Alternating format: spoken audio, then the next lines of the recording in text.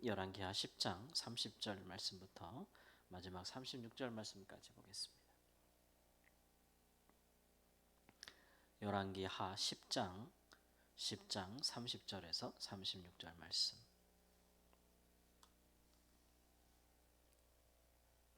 30절 말씀. 여호와께서 예후에게 이르시되 내가 나 보기에 정직한 일을 행하되 잘 행하여 내 마음에 있는 대로 아합 집에 다 행하였은즉 내 자손이 이스라엘 왕위를 이어 4대를 지내리라 하시니라. 그러나 예후가 전심으로 이스라엘 하나님 여호와의 율법을 지켜 행하지 아니하며 여로보암이 이스라엘에게 범하게 한 그 죄에서 떠나지 아니하였더라. 이때 여호와께서 이스라엘에서 땅을 잘라내기 시작하매 하사엘이 이스라엘의 모든 영토에서 공격하되 요단 동쪽 길르앗 온 땅 곧 갓 사람과 르우벤 사람과 므낫셋 사람의 땅 아르논 골짜기에 있는 아로엘에서부터 길르앗과 바산까지 하였더라. 예후의 남은 사적과 행한 모든 일과 업적은 이스라엘 왕 역대지략에 기록되지 아니하였느냐. 예후가 그의 조상들과 함께 잠에 사마리아에 장사되고 그의 아들 여호아하스가 그를 대신하여 왕이 되니라. 예후가 사마리아에서 이스라엘을 다스린 횟수는 28해이더라. 아멘. 예후에 대한 열왕기서의 저자의 평가, 하나님의 시각에서 바라본 평가가 이제 마지막으로 기록이 돼 있죠. 그의 이제 업적, 28년을 통치한 그의 업적과 뭐 자세한 일들은 이제 이스라엘 왕의 기록에 따로 기록이 되어 있겠지만 이스라엘 왕 역대지략이다 그랬어요. 우리나라 조선왕조실록처럼 이스라엘 왕 역대지략에 기록되어 있을 것이지만 우리는 뭐 그 내용에 대해서는 알지 못하죠. 전하여진 바는 없고 그런 것들은 철저하게 이제 그냥 역사적인 관점에서 그가 왕으로 어떤 일을 행하였는지가 이제 상세하게 기록이 되어 있겠죠. 그러나 우리가 가진 기록은 이제 하나님의 관점에서 혹은 이제 이미 하나님께서 이스라엘 백성들에게 주신 그런 말씀의 관점에서 언약적인 관점에서 그가 어찌 행하였는가라는 그것으로 이제 평가를 받습니다. 왜냐하면 다른 모든 뭐 세상적인 세속적인 관점 평가도 중요하지만 무엇보다도 이제 이스라엘의 진짜 왕, 정말 왕은 이제 하나님이시지 않습니까? 그러니까 이스라엘의 왕이신 하나님의 관점에서 그가 이제 왕을 대리하게 하신 자들이 그 명령을 잘 수행하였는가 아니하였는가의 관점을 가지게 되겠죠. 하나님의 말씀에 예후가 잘한 것, 그것은 그가 정직하게 행한 일은 아합의 집을 치라고 하신 하나님의 말씀에 정직하게 행하였다라고 하는 것입니다. 신하가 손을 들어서 칼을 들어서 그 주인, 그 왕의 집을 치는 것은 쉬운 일이 아니잖아요. 더군다나 이제 아합의 가문 그 왕가는 아주 견고했거든요. 그러니까 그 4대를 이어온 그 왕조를 허물고 새로운 왕조를 세운다는 것이 쉬운 일이 아니었고 또 그것이 이스라엘이 아람과 전쟁하는 중에 일어난 일이기 때문에 전쟁 중에 주를 배반한다는 것은 또 쉬운 일이 아니었죠. 또 전쟁에서 부상당한 왕을 죽이고 왕이 된다는 것은 백성들의 지지를 받기도 어려운 일이었고 또 바알을 척결한다는 것은 백성들에게 인기가 없고 오히려 백성들이 등을 돌릴 수 있는 그런 상황이 연출될 수도 있었는데 그가 그 일에 하나님의 선지자로부터 말씀을 듣고 그가 아합의 집을 치는 일, 아합의 가문을 심판하는 일에 주저함이 없이 우리가 살펴본 대로 굉장히 영민하게 또 면밀하게 신속하게 그 일을 준행한 일은 하나님이 칭찬하신다는 거예요. 그래서 이제 그런 일들에 대해서 예후가 또 4대를 이어서 북이스라엘의 왕위를 이어받으리라 하신 것은 하나님께서 칭찬하신 것이었죠.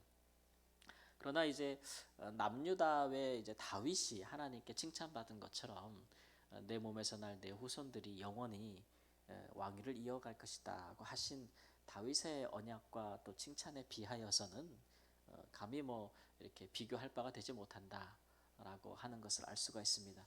왜냐하면 예후가 하나님께 보여준 이 정직한 이 일들은 다윗에 훨씬 미치지 못하였다라고 하고 있는 것이죠.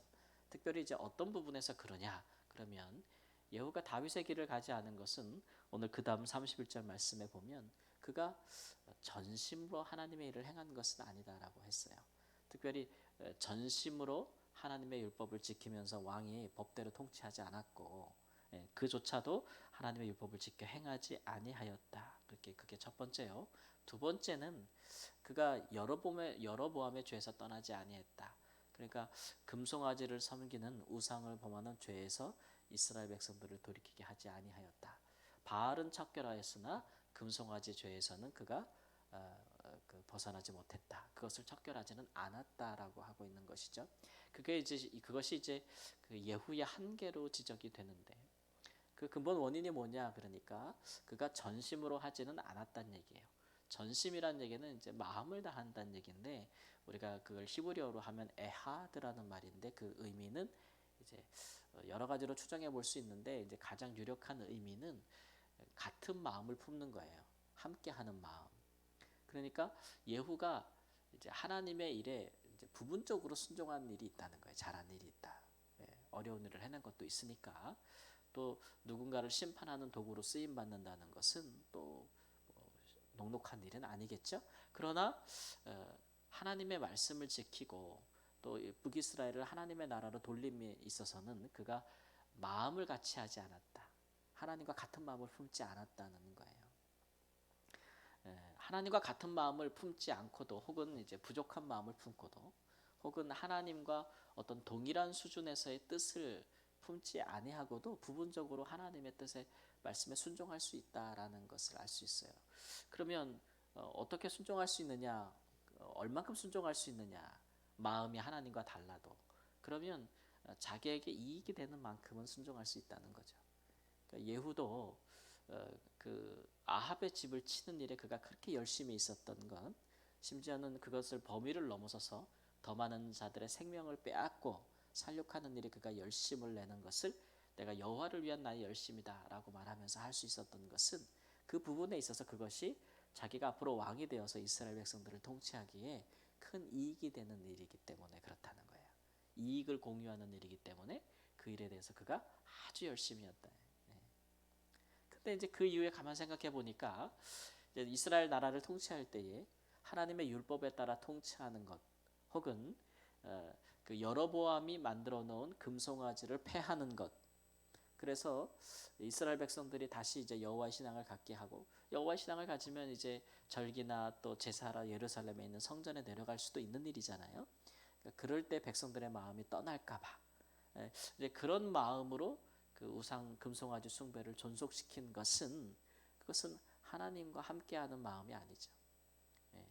하나님과 함께하는 마음 아니고, 특별히 이제 성전보다 중요한 것이 하나님의 말씀을 지켜 행하는 것인데, 성전이 없을 때도 율법은 있었으니까 그것이 신앙의 본질인데, 그것을 왕으로서 저버리고 있는 것은 나라의 통치 원리로 삼지 않은 것, 그런 것은 그의 마음이 이제 그렇게 행할 때에 내가 행하는 이 통치가 내게 이익이 없다고 생각한 거예요.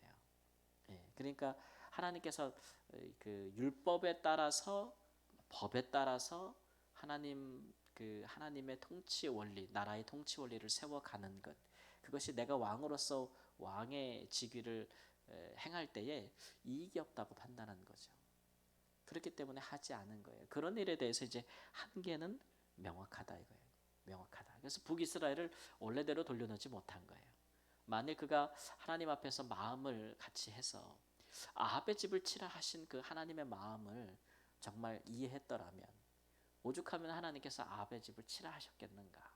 그 아합의 가문이 오랫동안 행한 그 악과 사회 악들, 정치적인 행악들, 백성들을 해한 것들, 또 이제 여호와의 선지자들을 죽인 것들, 이렇게 이제 죄악으로 말미암아 쌓아올린 바벨탑과 같은 그런 북이스라엘 아합 가문의 그런 견고한 바벨탑을 허무는 그 일에 하나님의 마음을 가졌더라면 그가 한 걸음 더 나아갈 수 있었을 텐데, 북이스라엘을 원래의 그 솔로몬이 타락하기 이전에 나라로 돌려놓았더라면, 그러면 얼마나 그의 그 왕위가 더 오랫동안 지속되었겠어요.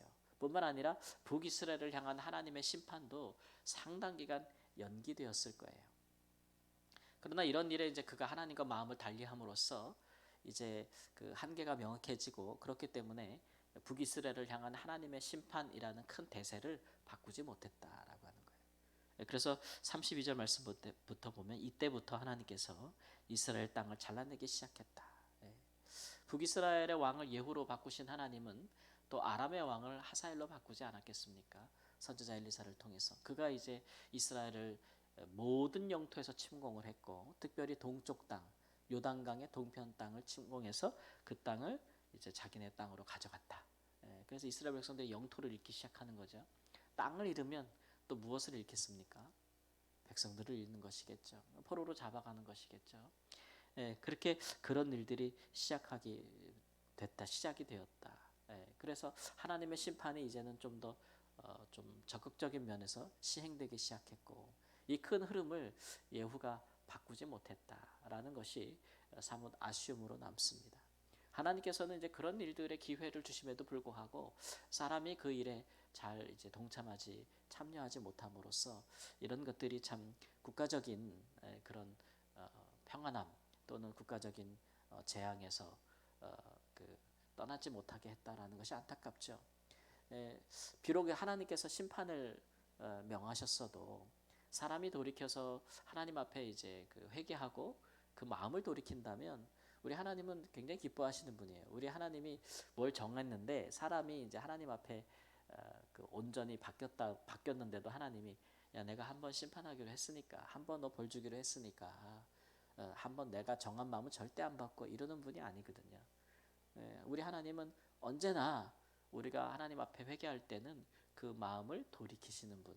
돌이켜서 내가 심판을 명하였으나 너희가 회개하니 그 모양 심지어는 그 모양이라도 갖추었으니 내가 지금은 그렇게 하지 아니하리라 라고 하시는 분이 우리 하나님이란 말이에요.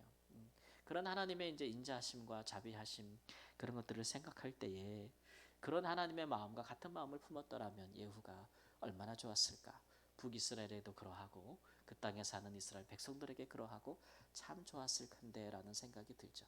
그럼으로써 우리가 예후의 인생을 보면서 우리가 일시적으로 부분적으로 하나님께서 우리 마음에 하라 하신 것들 그런 것들을 행하는 일도 우리에게 유익이 있겠으나 그러나 더 우리에게 유익한 것은 모든 일을 행하든지 간에 그런 일들에 하나님과 같은 마음을 품는 것. 어떤 일을 하든지 하지 않든지 그 일을 하라 하시는 하나님의 마음은 왜 하라 하시는 건지 하지 말라 하시는 것은 도대체 어떤 마음으로 하나님께서 하지 말라 하시는 건지 그런 것들에 대한 하나님과 마음이 통하는 하나님의 마음을 헤아리는 게 중요하죠. 우리가 사회적 관계에서도 누군가 일을 하거나 같은 일을 할 때에도 어떤 일을 함께 도모할 때나 혹은 어떤 일을 하지 않을 때 서로의 마음을 그렇게 하지 않는 이유 또 그렇게 해야 되는 이유 뭐 이런 것들이 서로 마음이 이심전심이라고 이해가 되면 얼마나 서로 일이 좋겠어요. 그러나 그런 마음을 서로 깊이 있게 서로가 우리가 이제 신앙 고백할 때 얘기하는 것처럼 교통하지 않으면 그러면 그 모든 일들이 겉으로 보기에는 함께 하는 것 같아도 결국 시간이 지나면 그 동업은 깨지고 마는 것이겠죠. 그런 일들이 많잖아요. 그래서 이제 그런 부분에 대한 아쉬움을 던져주는 말씀이라 할 수 있겠습니다. 그래서 우리는 무엇을 행하든지 행하는 것도 중요하지만 그러나 먼저 더 중요한 것은 하나님과 마음을 함께하는 마음을 갖는 것, 같은 마음을 갖는 게 훨씬 중요하고 하나님의 마음을 헤아리는 것이 되게 중요하죠. 세상에서 사람들에게 하나님은 이런 분이다 또는 하나님은 이런 마음이네라고 말할 수 있는 사람들은 하나님의 백성들밖에 없어요. 그러니까 하나님의 백성들이 하나님의 마음을 아는데 소홀히 하면 누가 세상에 하나님의 뜻을 전할 수 있겠어요. 그런 부분에 우리가 하나님과 같은 마음을 품는 아는데 하나님을 아는 것에 좀 힘쓰시고 그런 일들 이후에 또 하나님의 하라 하신 것들에 대해서 우리가 순종하고 또 동행하는 행하는 마음을 가진다면 우리의 한계를 극복하고 예후처럼 부분적으로가 아니라 온전히 하나님을 기쁘시게 하고 하나님과 함께 동행하는 삶이 될 줄을 믿습니다. 아멘. 기도하겠습니다. 주님, 우리의 마음이 주님의 마음과 달라서 또는 겉으로 보기에는 또 하나님이 행하라 하신 것들을 부분적으로 행하는 것 같아도 마음의 깊은 중심에는 하나님을 알지 못하여서 시간이 지남에 주님과 멀어지고 결국은 우리의 삶 가운데 하나님을 등지게 되는 일이 있을 수 있다는 것을 오늘 말씀에서 우리에게 교훈하셨습니다. 하나님 그러므로 우리는 중심부터 마음부터 하나님께 드리기를 잘하고 하나님 앞에 온전히 우리 자신을 맞춰가는 삶을 살 수 있도록 주님 인도하여 주시기를 주님 주 앞에 기도합니다. 이런 사람들로 말미암아 세상에 하나님 큰 빛을 보는 귀한 은혜와 역사가 있도록 인도하여 주시옵시고, 우리의 삶 가운데도 하나님이 정말 오랫동안 은혜와 사랑을 베푸시는 때가 열릴 수 있도록 하나님 함께하여 주시기를 원합니다. 특별히 어제 하나님 또 병원에서 또 치료받은 수술한 사랑하는 주의 성도를 기억하시고, 오늘도 수술을 예정해 두고 있는 하나님 사랑하는 집사님을 기억하시고, 하나님 주께서 사람의 손을 통하여 또 의료를 통하여 치료하실지라도 특별히 우리 하나님께서 그 모든 과정에 함께 하시고 온전한 치유가 하나님 이루어질 수 있도록 성령 역사하여 주셔서 하나님의 교회에 속한 모든 자들은 다 하나님 영육간의 주 앞에 고치시는 큰 은혜를 덧입을 수 있게 하시고, 우리의 항상 우리가 함께 모여 예배하고 기도할 때마다 우리 하나님의 나라가 우리 가운데 임하는 것을 보게 하시고 주의 고치시고 치유하시는 능력이 우리 가운데 이루어지는 것을 보게 하여 주셔서 영적으로 육적으로 정신적으로 강건하며 온전해지는 역사들이 하나님 우리 가운데 일어나도록 그를 통해서 하나님 영광을 받아 주옵소서. 존귀하신 예수님의 이름으로 기도합니다. 아멘.